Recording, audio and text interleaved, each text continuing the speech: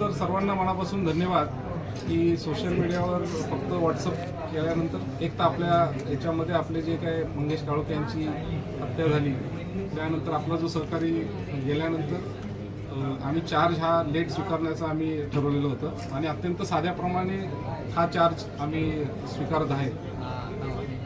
खरं तर मी सर्वांना धन्यवाद देतो.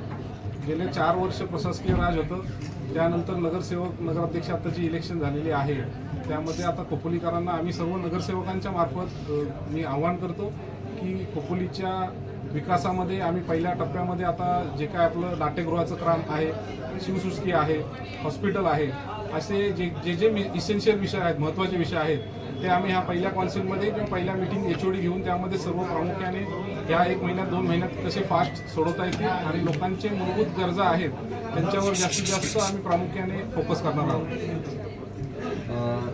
विजन आम्ही प्रत्येक टप्प्याटप्प्याने ठेवलेलं आहे की पहिल्यांदा सर्वात आम्ही सर्व नगरसेवक, आता मला सर्व नगरसेवकांशी चर्चा करायची की त्यांना त्यांच्या वॉर्डात काय कंप्लेंट येतात, HOD असतील, जे आपले कर्मचारी असतील, मुख्याधिकाऱ्यांनी, तर आम्ही आता 2-3 दिवसांमध्ये दोघांनी बसून बराचसा आढावा घेतलेला आहे. ज्या इन्स्ट्रक्शन द्यायच्या त्यासुद्धा दिलेल्या आहेत. बऱ्याच अडचणी आहेत 4 वर्षामध्ये आलेल्या आहेत. नागरिकांच्या समस्यासुद्धा वाढलेल्या आहेत. शहरीकरण वाढत चाललेलं आहे.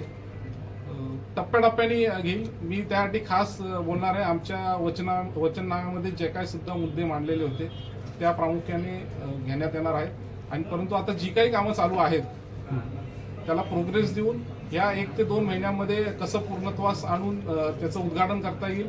आणि माझा आता पहिला सर्वात मानस असणार आहे की नाट्यगृह हे आम्हाला शिवजयंतीच्या आतमध्ये खोपोलीकरांना पुन्हा एकदा प्रदान करायचे की, कारण की जेणेकरून तिथं चांगले कार्यक्रम होतील. त्यानंतर शिवसृष्टी असेल, हॉस्पिटलच्या बाबतीत CO साहेबांनी चांगली भूमिका मांडलेली आहे. त्या भूमिकेतून सुद्धा आम्ही विचार करून बराचसा प्रस्ताव साहेबांनी पाठवलेला आहे.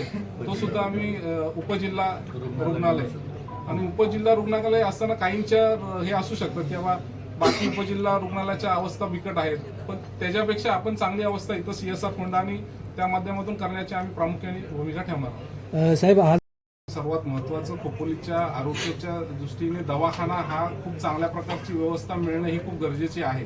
त्याच्यावर मेन फोकस आमचा राहणार आहे. त्यानंतर आपल्या खोपोलीकरांना जो काही मुंबई पुणे हायवे गेलेला आहे, ट्रॅफिकची समस्या जाणवत आहे, त्याच्यावर लक्ष दिलं जाणार आहे. आणि युवकांमध्ये खेळाचे गार्डन किंवा खेळाचे कुठलेच मैदान व्यवस्थित प्रकारचे नाही आहे, जो इन्फ्रास्ट्रक्चर नाही आहे, तो सुद्धा आम्ही अवेलेबल करून द्यायचं मानस फोकस राहणार आहे. आणि बाकी भरपूर प्रश्न आहेत, पण त्याच्यावर एक एक आम्ही समोर मांडणार आहोत. साहेब, सध्या असेल की आम्ही चार्ज घ्यायच्या आधीच आम्ही दोघांनी मिटिंग घेऊन पहिल्यांदा रस्ते, माझ्या कदाचित फोटोमध्ये तुम्ही बघितलं असेल सोशल मीडियामध्ये की आम्ही रस्ते जे काय खोदलेले आहेत त्याचं डांबरीकरण सुरू केलेलं आहे. आणि आता कसं आहे की थोडासा जर चांगल्या गोष्टी पाहिजे असतील तर थोडासा त्रास सहन करावा लागतो. त्यासाठी जो आता भुयारी गटारसाठी जे काही खोदाई झालेली आहे, जिथे इथं झालेली आहे तिथं प्रायोरिटी बेसिसवर काम झाले आम्ही त्यांना सांगणार आहोत की 15 दिवसाच्या आत तो रस्ता सुद्धा डांबरीकरण झालेला पाहिजे. की मी पहिल्यांदाच मला पहिल्यांदा घेऊ द्या जागेची व्यवस्था काय आहे, कारण की पहिल्याची कॉन्सिलचा जो हॉल होता त्यात पत्रकारांना व्यवस्था होती.